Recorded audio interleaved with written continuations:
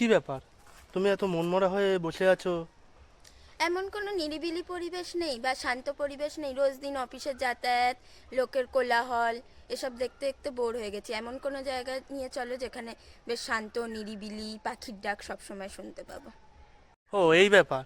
তাহলে আজকে আমি তোমাকে এমন একটা নিরিবিলি স্থানের সন্ধান দেব, যেখানে তোমার গেলে মন পুরো ভরে যাবে। আর চারিদিকে সবুজ ঘেরা প্রাকৃতিক সৌন্দর্য, আর তার সাথে নৌকো বিহার, সব মিলিয়ে টোটাল দিনটা তোমার কাছে খুব ভালো লাগবে। এই আচ্ছা, সেটা কোন জায়গা? চলো, গেলেই বুঝতে পারবে। চলো তাহলে যাওয়া যাক। চলো, রাঙা মাথায় চিরুনি। বর আসবে? বরটাকে?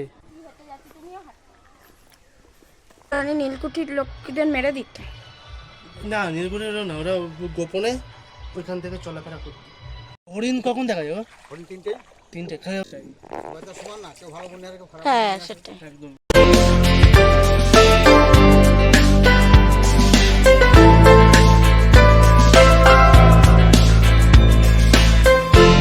আজ আমরা চলে এসেছি নতুন আবার আর একটা জায়গার সন্ধান নিয়ে। চলুন দেখে নেওয়া যাক সেই ভিডিও। আমরা আজকে সকাল সকাল চলে এসেছি বিরাটি স্টেশনে।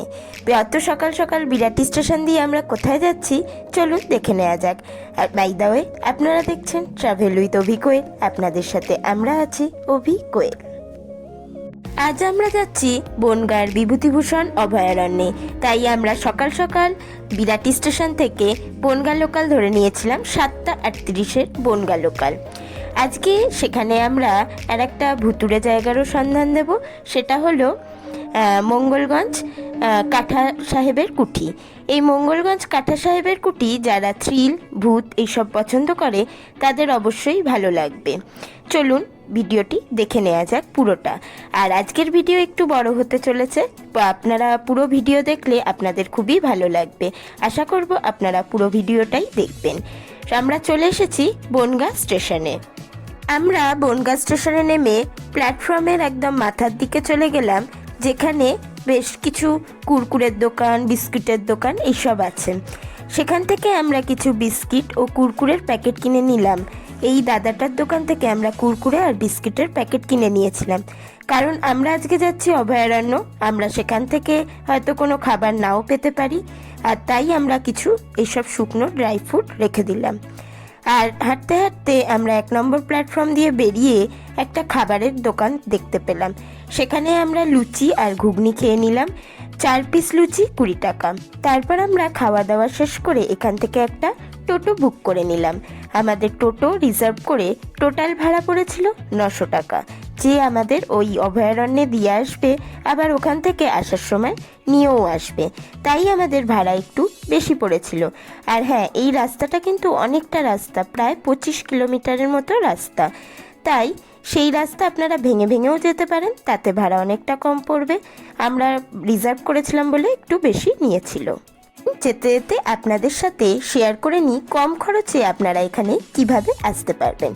আপনারা বনগাঁ স্টেশন থেকে অটো বা টোটো করে চলে আসবেন মতিগঞ্জ বাস স্ট্যান্ড।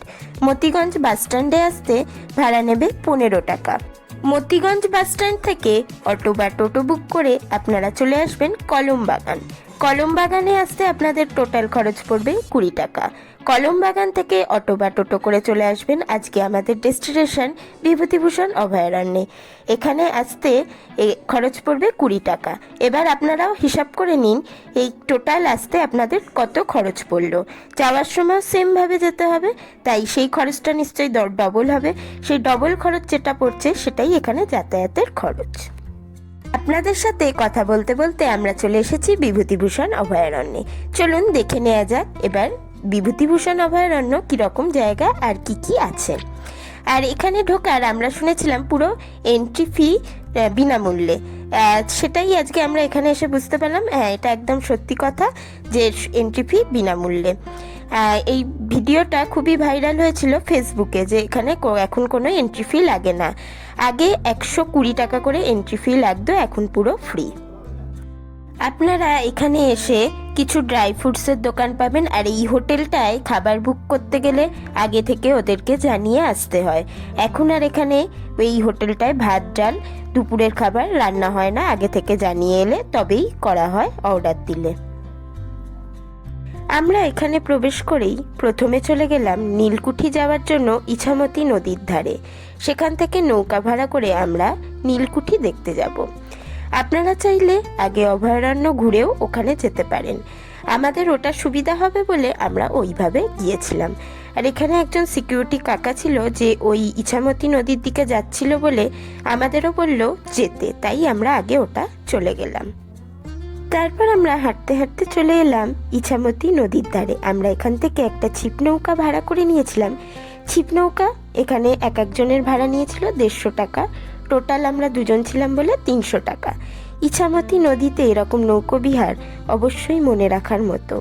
আগে এখানে ভাড়া ছিল 100 টাকা, এখন ওনারাও ভাড়া বাড়িয়ে দিয়েছেন 150 টাকা। আর ওখানে নাকি নীলকুঠিতে 5 থেকে 10 মিনিটের বেশি নাকি থাকা যাবে না, এই মাঝিরা বলছিলেন।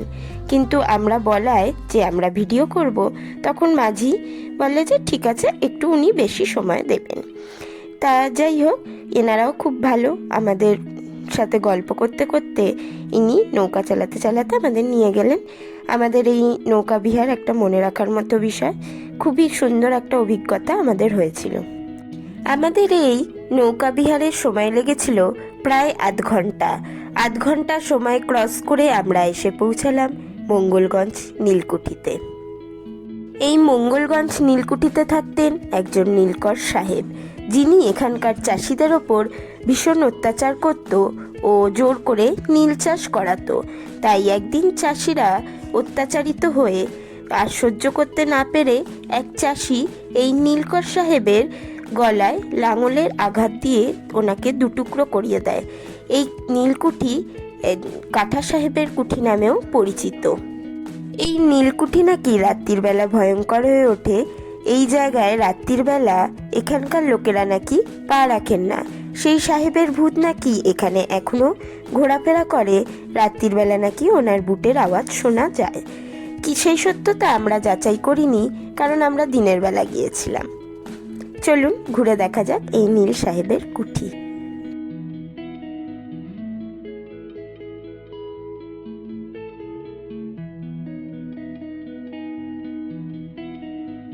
এই কুঠিতে সবই ঠিক আছে, এখনো অবধি এটাই বুঝতে পারলাম না এরকম নাম খোদাই করে রাখার মানে কি। নাম খোদাই করে রেখে কি হবে জানি না এখানে। যাই হোক, চলুন আমরা কুঠিটা ঘুরে দেখি। এই কুঠির পাশে একটা স্কুল আছে আর একটা পোস্ট অফিসও আছে, কিন্তু রাত্রির বেলা নাকি এই জায়গাটাও একদম ফাঁকা হয়ে যায়। দিনের বেলায় স্কুল আর পোস্ট অফিস চলে।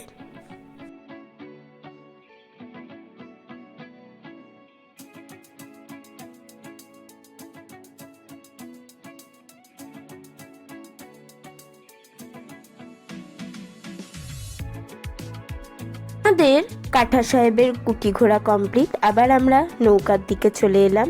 নৌকায় করে আবার আমরা ফিরে চললাম সেই অভয়ারণ্যের দিকে। সেই মাঝি ভাই আমাদের নৌকো করে নিয়ে চলল সেই আমাদের অভয়ারণ্য, যেটা আজকে আমাদের ডেস্টিনেশন, সেখানে।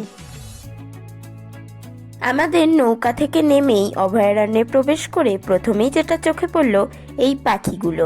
এখানে বিভিন্ন রকমের পাখি আছে।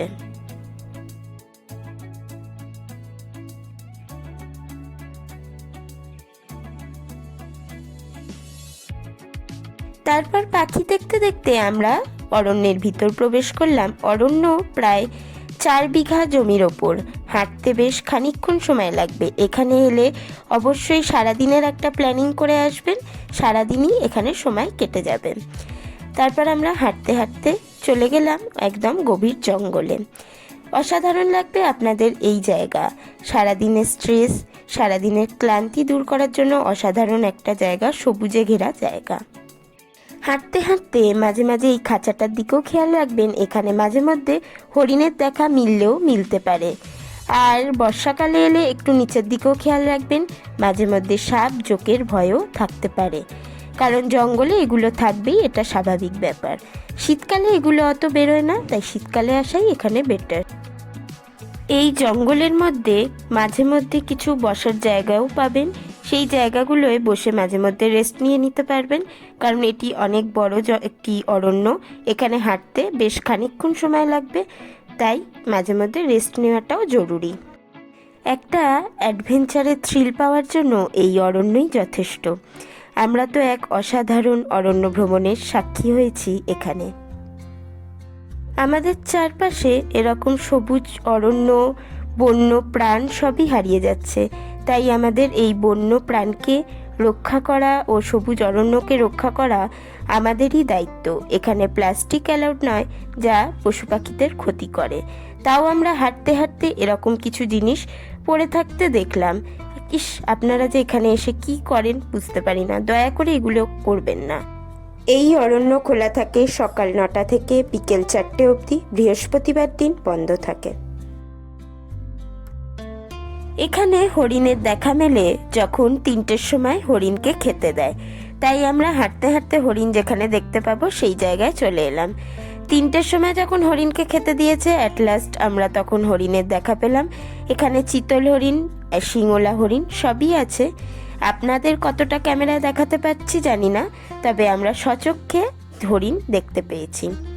এখানে চিতল হরিণের সম্পর্কে কিছু কথা লেখা আছে, আপনারা ভিডিওটা পজ করে লেখাটা দেখে নিতে পারেন। হাঁটতে হাঁটতে সামনেই দেখা মিলল এই ময়ূরের। এখানে একটি ময়ূরও আছে। আমাদের অরণ্য ঘোরা প্রায় কমপ্লিট। আমরা আস্তে আস্তে বাইরের দিকে বেরিয়ে আসছি। আর আমাদের এখানে অরণ্যে ভ্রমণ করতে সময় লেগেছে 1.5 থেকে 2 ঘন্টা মতো। আর একটা ইনফরমেশন দিই, এই নীলকুঠির এখানে থাকাও যায়। এখানে অনেক রিসর্ট আছে। রিসর্টের ভাড়া 1200 থেকে 1300 টাকা মতো। এখানে অনেক রিসর্ট জঙ্গলে রাত্রির বেলা ঘুরিয়েও দেখায়, আবার অনেক রিসর্ট নীলকুঠিতে ঘুরিয়ে দেখায় একটা ভুতুরে থ্রিল পাওয়ার জন্য। আমরা যেহেতু এখানে থাকার জন্য যাইনি, তাই আমরা রিসর্টের প্ল্যানিংটা জাস্ট অল্প বলতে পারলাম। তারপর আমরা যে যার বাড়ির উদ্দেশ্যে রওনা হলাম। আর আজকের ভিডিও এখানেই শেষ করছি। পরবর্তী ভিডিওয় আবার আপনাদের সাথে দেখা হবে। আজকের ভিডিও একটু বড় হলেও অনেক ইনফরমেশন আপনাদের দিয়েছি, আশা করি আপনাদের কাজে লাগবে। আজকের ভিডিও এখানেই শেষ করলাম, টাটা। আর আপনারা দেখছিলেন ট্রাভেল উইথ অভি কোয়েল। আপনাদের সাথে আমরা ছিলাম অভি কোয়েল।